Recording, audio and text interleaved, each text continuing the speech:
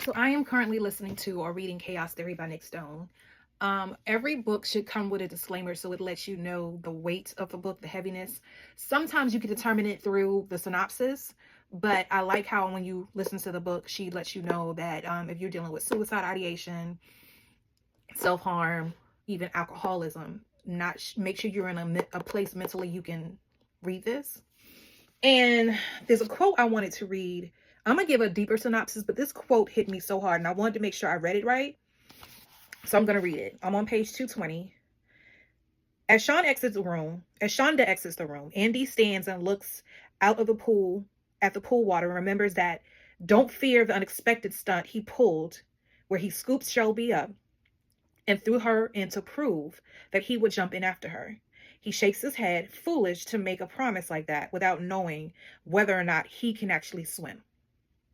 And this quote hit me so hard. And that's one thing that young people, old people, all people don't understand. When you haven't dealt with your trauma, your wounds, your scars, and I can't even say scars because he's not healed. And you have to read the book to find out what he's literally drowning.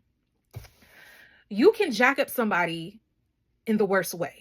And Andy finds himself in a situation where he finds out something. And what's so crazy about this scene is him and his mom have a very tumultuous relationship. And he finally gets the nerve to say, Mom, because he's going off to school, which I don't think that's the best decision for him to go off to school, given he's not willing to admit until this moment he has with Shonda, who is Shelby's mom, that he's an alcoholic. And when he goes to finally say, Mom, I want us to heal our relationship, he finds out something very traumatic, very, oh my gosh. Like when I say, I never wanted to fight a mama so bad in my life. So that again spirals him. And he's one of those alcoholics where if something bad happens that he feels like he cannot control, that's his way of coping, drinking. So in the midst of him dealing with that, he forgets that he invited Shelby over to the house. So she comes over, sees him inebriated, and he goes off on her to the point he knocks out for 2 days, doesn't even remember what he said to her. But because I don't quite get the diagnosis, but she definitely deals with some type of ailment mentally. And I say I don't want to use the word mental illness because Nick Stone introduces this book by saying she hates the word mental illness. But Shelby definitely understands that mentally her brain is not wired like everyone else. She does not operate like everyone else. And I want to say she is bipolar. She is diagnosed bipolar. And for the most part, she's been really steady to the point the family is very excited that how she has been embracing who she calls Walter, but everybody calls him Andy, but she calls him Walter. And even to the point they went on a trip to a wedding in Shelby's family and they invite Andy, which she calls Walter, a Wally Wall, a Wawa. And she had already, and I'm giving y'all more than I wanted to because I didn't want this video to be so long, but I'm just being transparent. So she made him do a friendship contract and everything before because she realized she liked him, but she didn't want what happened the last time where she had a friend who she trusted and the friend could not handle Shelly's mental state and what she is dealing with. And it ended in a bad way. So she didn't want to get close to Walter, but it's like that magnet you can't ignore you're being attracted to. And one of the things in the clauses was you cannot fall in love with me because she was the girl who kind of wreaked havoc in her life and that was supposed to be her friend. She was falling for her. So with Shelby, she finally admits to herself, what I feel for Walter, what I feel for Andy is more than just a friendship. And I'm open. That's what it came off to me. And when she finally let that guard down, he goes ham on her, doesn't even remember what he said, and it sends her into a spiral. So let me read that quote to y'all again.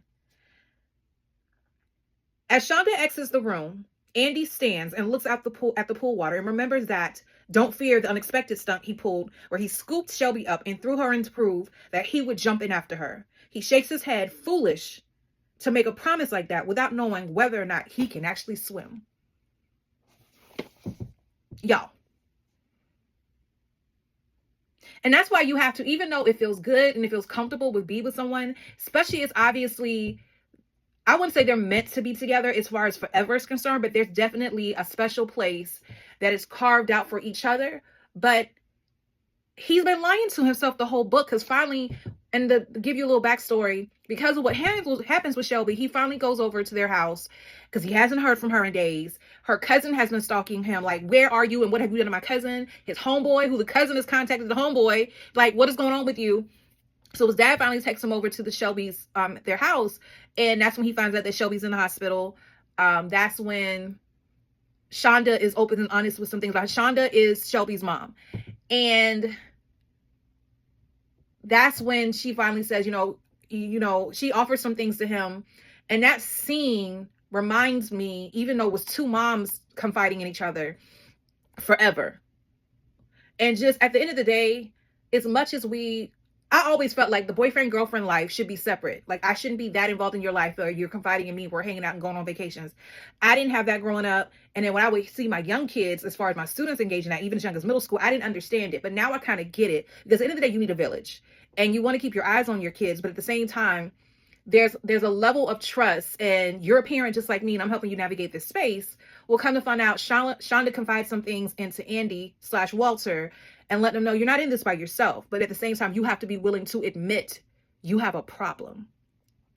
And I don't remember why I even went to that with y'all. But y'all, this book here, like, I'm almost at the end of it.